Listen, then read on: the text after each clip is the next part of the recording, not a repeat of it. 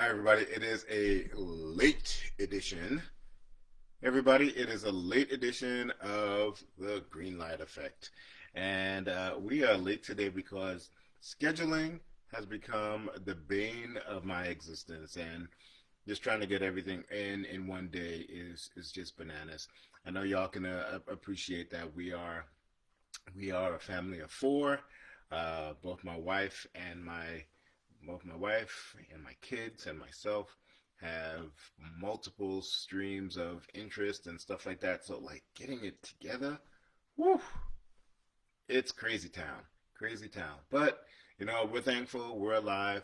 Hope y'all are thankful. How's everybody doing out there? Greenhouse effect people. I hope y'all are having fun.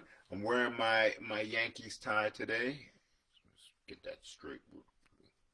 Yeah, I'm wearing my Yankees tie because they're the World Series is going on, and even when the Yankees are not playing, I feel like it's an homage to the Yankees. So good job for those of you who are in the World Series this year in the competition name for the Yankees. Thank you very much. Thank you very much. Let's go Dodgers. Um, why Dodgers? Well, Magic Johnson owns a piece of the Dodgers, so I'll root for the Dodgers because I like Magic Johnson, and it'll be interesting to see the baseball and basketball championship in the same city. Although there is a chance for the hockey and baseball championship to be from the same city, Tampa Bay. Not as interesting as a storyline, but I think the Dodgers coming up with the win. Clayton Kershaw finally getting the monkey off his back and um, being able to hoist the championship, and everybody not talk about him like he's a dog because he always falls in the postseason, which he does. I mean, you know, I know I'm losing a lot of people right now talking baseball, but just last one more stat. Clayton Kershaw's ERA almost triples when he go into the World Series. He's just really, really, really bad in the World Series. American arrogance. How's it a World Series? Any non-U.S. teams playing? Yes, the Toronto Blue Jays. And there is also the World Cup of Baseball. So there's that. I mean, this is not the World Series, but there used to be the Toronto Blue Jays. I'm sorry, there still is the Toronto Blue Jays. There also used to be the Montreal Expos, and the Montreal Expos are now the Washington Nationals. So, I mean, they can call it a World Series because it's more than just the Americans. But no, I completely get it, said.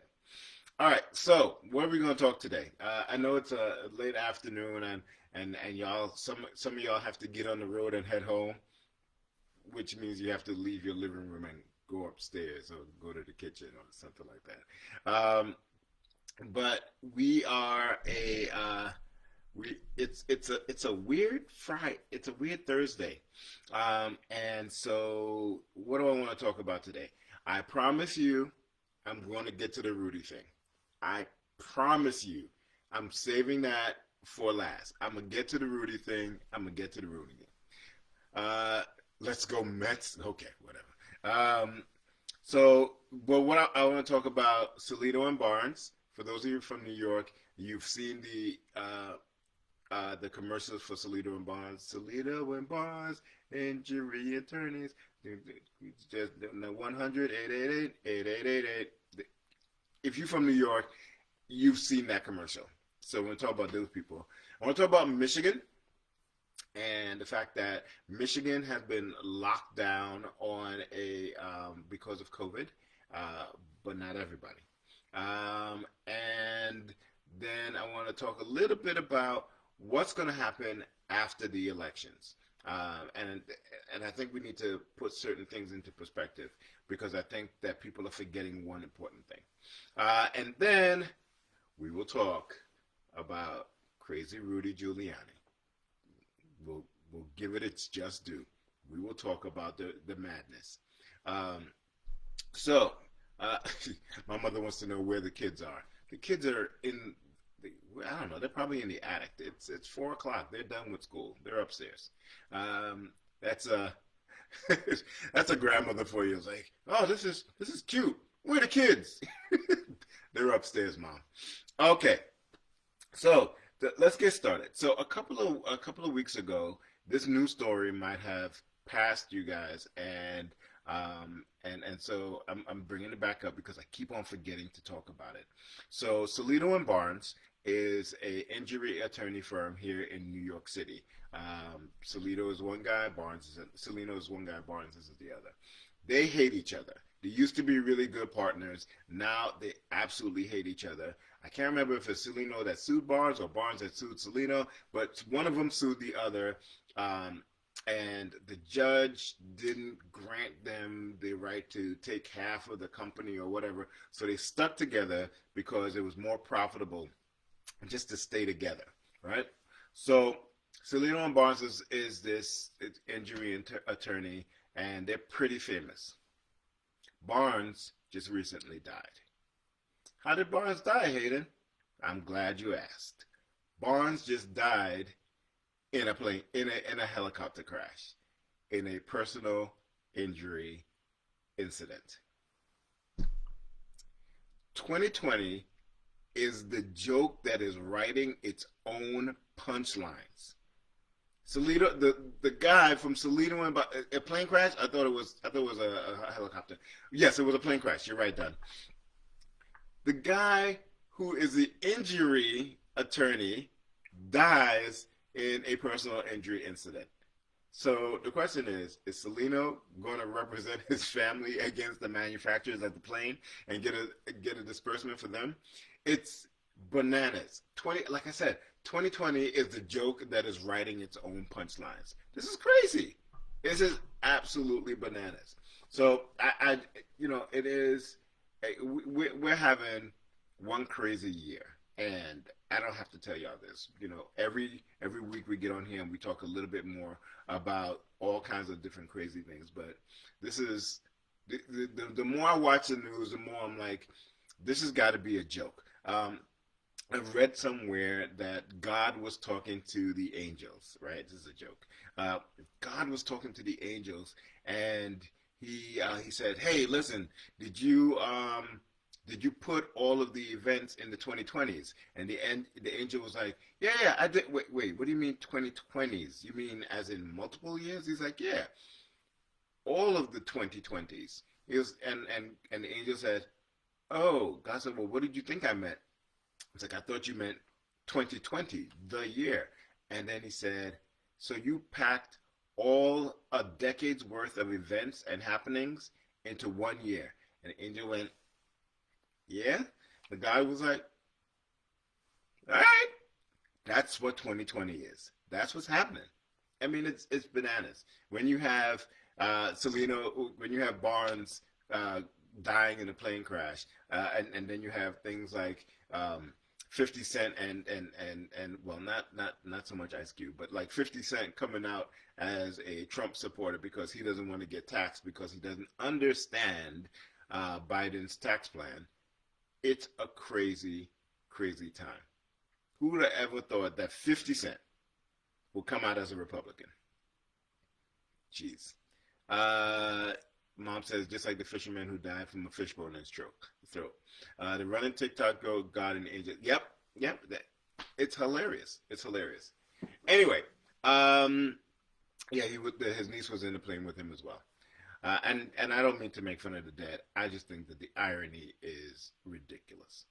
All right, next thing. So, Michigan is, yes, 15 read nothing. Michigan is under lockdown. Their COVID cases are completely, well, not completely, but their COVID cases are out of control, and as a result, they are locking down the campus. You cannot leave the campus. You can't come or go. Everybody is on quarantine. They're just trying to get a handle on this disease. Everybody's quarantined for the next 2 weeks. You cannot leave the campus as a Michigan State student, except the football team. The football team is still traveling, left the campus, and is traveling to Minnesota to play a football game against Minnesota. So I say this to simply say, if you ever had any doubt or misgivings that college football has zero to do with being a student, this is your confirmation. They're not even considering them students. At this point in time, they're part of an NFL farm team. That's all college football is. They are a amateur football league that is being funded by boosters and is a moneymaker for the college. First of all, the fact that college football players are even playing is mind blowing to me. It's a full out testament to the fact that this is simply a cash grab, a cash cow for these colleges. They don't care about the students. They never did, and to be frank with you, they never will. Notre Dame came out and said that almost everybody on the football team had COVID at one point in time or another. Everybody, and they're still playing. Right? Meanwhile, when the first time that I heard about rapid testing, which was when the Big Ten, was it the Big Ten? Yeah, it was when the Big Ten started playing football again, and they had talked about the fact that they were taking these tests. The football players were taking these tests, and by the time that they were done, they walked onto the facility. They took the test, and by the time they were done dressing in the locker room and came back out, they knew whether or not they were positive or negative. Nobody had heard about this. Meanwhile, the college football people had it. It's all, it is all a ruse. It is all a game. Literally, it is all a game. And don't ever feel, and if you're ever in a conversation with me, don't ever come to me and tell me these are student athletes. Do some of these students go 4 years and get a degree and benefit from playing football? Absolutely. But football and basketball, and to a certain extent baseball and college, are all cash cows. They have nothing to do with student leadership and student athleticism. They're all minor leagues. That's all they are. And the colleges, all they're doing is using these bodies to fill its coffers. And then want to talk about, oh, well, we can't pay student athletes. Are you kidding me? This is a billion with a B. B. We'll go B. I forgot what the sign language for B is. B. With a B. $1 billion industry. And you don't want to pay these young men and women to play this game? To the point, it's so ridiculous that to the point where even when they want to exchange stuff for a haircut, they get in trouble. People giving away a worn jersey to their barber to get a free haircut, and they get dinged. Meanwhile, if you know, boosters are paying ducats of money just to get a close proximity to some of these players, and that's okay because it's going to the college, right? But when anybody puts any money in some of these players' hands or in their pocket, everybody cries foul, right? There's a South Park episode on it. They break it down beautifully. Also, Odell Beckham Jr. just got dinged. He cannot be around oh God, why can't I remember? Is it Clemson football team? Or no, LSU football team. Cannot be around the LSU football team for 2 years because he was in the locker room after they won, just making it rain, just giving people out $100 bill, just spreading money around because he wanted to be showy, right? I'm Odell Beckham, so I'm going to give all this money out to my alumni. First of all, why are you even in the locker room? That's a whole nother story, right? But he wanted to show out, right? And so he's throwing money everywhere around. So he got dinged for 2 years. He can't be around LSU football for 2 years. This is a guy throwing around free money after a football game. But because it's going to the players and not to the school, it's bad. right? And I don't. There is there is nothing that you can say to me that will convince me that athletes should not be getting paid. At the very least, he was on the sideline too, but he was in the locker room giving out money as well, right? At the very least, players should be reaping benefits from their naming rights. When the school sells hundreds of thousands of jerseys with players' numbers or names on it, the player needs to be getting a cut of that. Or, at the very least, let the player market himself. What a concept. I want to sell my jersey. Let me sell my jersey. What's that off your what's that off your skin? What's the skin off your back? And Larry, I see what you're talking about. Like most colleges lose money on football, but the ones that make money make a ton. That's exactly right. Here's the kicker. Even the one, I wouldn't even say it's most. Even even around basketball and other programs that don't have as much of a entry level cost. So like to get in to have a football program, it costs a lot of money. You have to have stadiums, you have to have fields, you have to have insurance, you have to have equipment. It's one of the most expensive sports for a school to have. And if you're not a winning program and you don't have boosters, you're not going to make a lot of money. So in those places, you might have a different argument. But for the most part, these landmark big market what is it, the top six conferences, they're making money hand over fist and denying students the access to it. And when you start to look at the sports that don't have that much of an overhead, like basketball and baseball, it's even worse, right? So like it. I need that argument of athletes shouldn't get paid to completely die. The NCAA needs to figure this out and figure out a way to let to allow these athletes to get paid. Why? Because right now there is a Michigan football team traveling to Minnesota while all of their fellow students are locked down on campus, and there is something integrally the integrity of that is completely askew, and something needs to be done. You're not paying them, and then you're going to put them in jeopardy to go play a football game so that your program can make money. You can't tell me something's wrong with that. They have a plan in place to pay the players. Let's see if that plan goes through. I saw that plan. It's not going to happen. Only when it comes to paying college players do we talk about equity. This is true. This is true. All right. Shifting gears. So tonight is the final debate for the presidential elections, and so I don't expect very much from tonight's debate. I think that it'll be a shit show, just the way that the one before it was. They are now going to be muting the mics from the 2 minutes. So they're going to give each candidate 2 minutes to answer each question that they're asked, and they are going to then mute the other person's mask so that the other person's mic, sorry, so that they can't interrupt. I don't know if they've ever actually met Donald Trump. Because if they think that a dead mic is going to stop him from yelling across the stage at Joe Biden, then you don't know who you're dealing with. At any rate, after that 2 minutes, after each person gets 2 minutes, both mics will be live. That's going to be where the party starts. It's going to be a crap.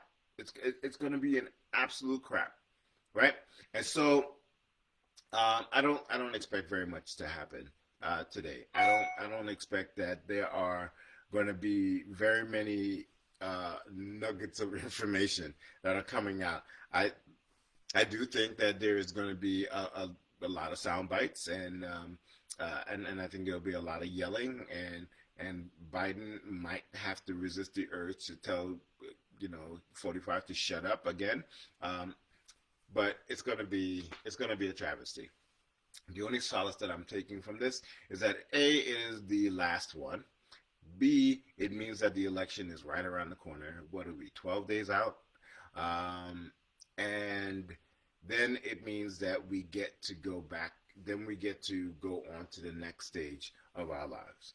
And that's what I want to talk about right now. So by the way, it's 4:20. For some of you, it means it's time to get high. Anyway, so the election is on November 3rd. We talked about last week we talked about the fact that do not expect a decision on November 4th. Don't expect to wake up on November 4th and know who's going to be president. Unless there is a landslide, we're probably going to be waiting a couple of weeks to find out who is actually president. So that's number one. The problem that I think most people are forgetting, and those of you who are hypersensitive to all of this stuff, is that the election happens and then somebody is declared winner, but that person is still president until the inauguration, which is in January, which means that there will be 2 months of transitions. If Trump loses, let me rephrase that. When Trump loses, he still has 2 months to wreck shop. So the first thing that you're going to see is a slew of pardons. Trump is going to pardon everybody. Everybody. He's going to pardon everybody. He's going to pardon people who didn't actually commit a crime. He's going to pardon people left, right, and center. He's going to pardon the deli guy. He's going to pardon the guy at McDonald's that gives him his Big Mac for giving him heart failure. He's going to pardon his barber for charging him, what was it, 70 grand a year in order to cut that mop on top of his head. All right? He's going to pardon everybody. Second of all, he's going to put forth a bunch of executive orders. Now, the good thing about the executive orders is that, whoever the new president coming in can, reverse whatever those executive orders are. However, if there is an executive order that can be executed within the time between the election and the inauguration, there's a lot of damage that can be done. And the other piece of it is that there are a lot of stuff that he can do and that is damaging to this country in 2 months. It is going to be the worst 2 months of his presidency. And that's big considering how bad his presidency has been. And I just want everybody to pay attention that we got 2 more months of this. Regardless of how this election falls out, there are still at least 2 more months of these shenanigans. And so, gird your loins, as they say in Trinidad, ban your back, right? Harden your soul, because it's going to be a wild, bumpy ride. And the problem is that most presidential transition teams are cooperative, right? They try to give them all the information. Here are the codes. Here's the key to the executive bathroom. And some presidents are lighthearted. They'll do some stunts. Like it was the Reagan administration going into Clinton. They painted black over all the keyboards so people who didn't know how to type couldn't figure out what the keyboards were saying. So silly stuff like that. The Carter administration stole the handsets to all the telephones, so you couldn't pick up the phone. Anyone in the MSM who declares a victor on election night is lying to you. No, absolutely. So this transition team is going to be horrible. First of all, when Trump loses, he'll be losing to Biden. And that in and of itself is what he feels to be the greatest insult. The only thing worse than losing to Biden for him would be if he were to lose to Obama running again, right? But as far as he's concerned, that's who he's running against. All right, so it's going to be bad. And so I just want people to remember that and don't start celebrating when we finally find out who wins the election. because even if it goes your way, there's still a little bit of time before anything changes. So I'm just a harbinger of good news. Stan says Trump is going to clog all the toilets in the White House. Stan, I got news for you. They're probably already clogged with all his bullshit. Anyway, so transition. I can't even do a good Soldier Boy, and I'm thankful for that. All right. So Sacha Baron Cohen deserves a Emmy Award for investigative journalism. If you don't know who Sacha Baron Cohen is, he is more famously known as Borat or Ali G or what's the other famous one they did? Anyway, so Sacha Baron Cohen is a British comedian and has taken quite the obsession with American politics, and so he has made absolute fools out of American politicians. I don't understand. So first of all, a lot of these politicians, they must not be tuned into pop culture to not know who Sacha Baron Cohen is, or not realize that they're being punked. The man is brilliant. And if you don't believe that he is brilliant, I implore you to go watch his series called This Is America. This Is America is one of the most scary things that I have ever seen in my entire life. And why? Because Sacha Baron Cohen creates these characters, puts on prosthetics, or sometimes he doesn't even put on prosthetics. He just acts like a particular way. He might wear a beard or something like that. And he goes into these neighborhoods and finds these people and gets them to say and do the most ridiculous things in the world. And every time somebody gets caught by Sacha Baron Cohen, they always say, I was like, oh, well, I knew it was a joke. I was just playing along.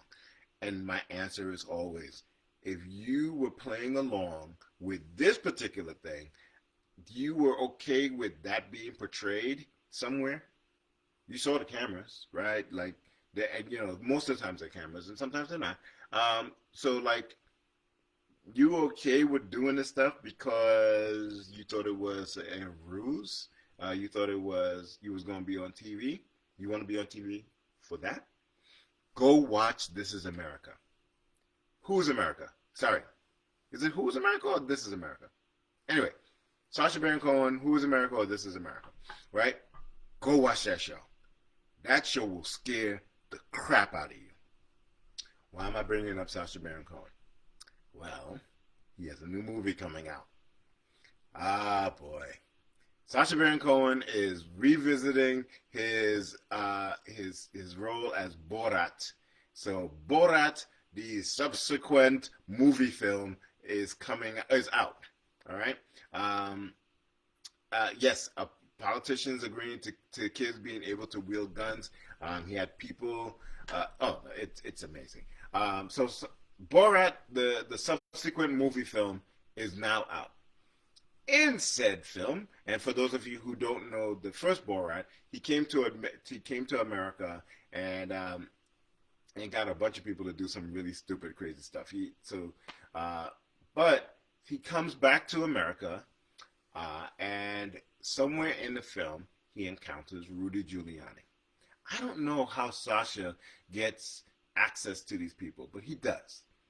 So he encounters Rudy Giuliani, and there is a scene in which Rudy Giuliani is laying on the bed with his hands down his pants, clearly fondling himself in front of what he knows to be, because it is described to him as a 15-year-old girl who is supposedly the daughter of Borat, right? Okay, let's break something down. Let's pretend that Rudy Giuliani And his excuse is he knew that this was a film. Let's pretend that he wanted to be in the film and he was playing along. The minute that you are in a film that shows you in a compromising position with a 15-year-old girl, doesn't that make you want to go, wait, no, this is bad for my brand. I don't think that this is right for me. I don't want to be in this film anymore. That should have been the first. If you're saying that you knew that this was a film and you were just like, yeah, I'll play along with it. If you knew that that's what this film was, the first moment, the first inkling that I'm like, wait, you showing me with a 14-year-old girl and making me look like a pedophile? I'm out. Time out. Cut. Somebody get this mic off. Let me get out of here. It's not right for me. So even if that's your excuse, you still fugazi. You still fugazi, right? Because you're okay with you being portrayed as a pedophile. You're not an actor. You're supposed to be a politician. You're the goddamn former mayor of the biggest city in the world. You should be better than that. You should be expecting more from your brand than that. So I'm giving you every benefit of the doubt, and you're still fugazi, right? So that said, I don't believe Rudy Giuliani. Rudy Giuliani got caught with his pants down. All right? You saw what Rudy Giuliani is, right? You saw what Rudy Giuliani is. And Trump is out here talking about, they think that they caught Rudy, and they didn't catch him. He knew all along. We caught them. Really? I don't think that that's how it's playing out. Right? And so there is, oh my God, there is an insane narrative that is being pushed down zealots' throats that is mind-blowing to me. Because there are people who are his supporters that have been like, yeah, it's the liberal media trying to take it. No. Nobody convinced him to go do this. Nobody tricked him. Well, yeah, they did trick him. But, nobody said that here's what you have to... Nobody said that, here's one thing that's going to be, and it turns out to be something else. No, I put you in a situation where you did something compromising with somebody who you believe to be a 15-year-old girl. Story's over. And so all of those QAnon people who are claiming that the Democratic Party is running a child abduction ring out of Washington, D.C. pizza places need to go talk to their boy Rudy Giuliani. QAnon should be having a conversation with Rudy Giuliani.